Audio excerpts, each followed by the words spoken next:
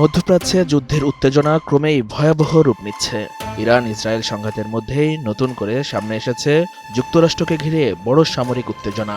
পাল্টাপাল্টি হামলা, ক্ষেপণাস্ত্র আঘাত এবং সামরিক ঘাঁটি লক্ষ্য করে আক্রমণে পুরো অঞ্চল এখন অস্থির পরিস্থিতির মধ্য দিয়ে যাচ্ছে।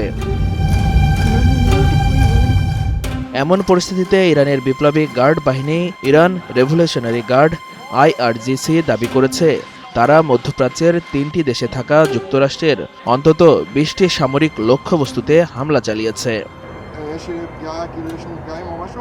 IRGCর দাবি অনুযায়ী এই হামলার লক্ষ্য ছিল কুয়েত, বাহরাইন এবং সংযুক্ত আরব আমিরাতে অবস্থিত মার্কিন সামরিক স্থাপনা।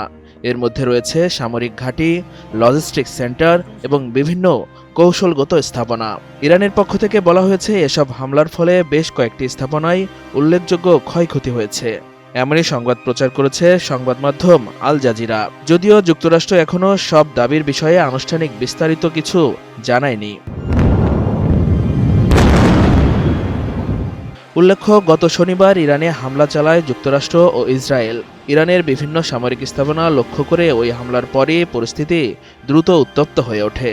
এর জবাবে মধ্যপ্রাচ্যের বিভিন্ন দেশে থাকা মার্কিন সামরিক ঘাঁটি ও স্বার্থ সংশ্লিষ্ট স্থাপনাগুলোকে লক্ষ্য করে পাল্টা হামলা শুরু করে ইরান। বিশ্লেষকদের মতে এই পাল্টাপাল্টি হামলা মধ্যপ্রাচ্যের নিরাপত্তা পরিস্থিতিকে আরও জটিল করে তুলেছে, কারণ কুয়েত, বাহরাইন ও সংযুক্ত আরব আমিরাত এই 3 দেশেই যুক্তরাষ্ট্রের গুরুত্বপূর্ণ সামরিক অংশীদার এবং এসব দেশেই রয়েছে মার্কিন বাহিনীর গুরুত্বপূর্ণ ঘাঁটি। আন্তর্জাতিক বিশ্লেষকেরা আশঙ্কা করছেন পরিস্থিতি নিয়ন্ত্রণে না এলে এই সংঘাত বৃহত্তর আঞ্চলিক যুদ্ধে রূপ নিতে পারে।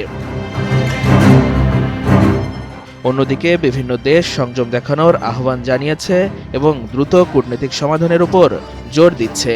তবে এখনো পর্যন্ত ইরান, ইসরায়েল এবং যুক্তরাষ্ট্র 3 পক্ষের অবস্থানই বেশ কঠোর বলে মনে হচ্ছে। ফলে প্রশ্ন উঠেছে, এই উত্তেজনা কি আরও বড় সংঘাতে রূপ নেবে, নাকি কূটনৈতিক উদ্যোগে পরিস্থিতি নিয়ন্ত্রণে আসবে?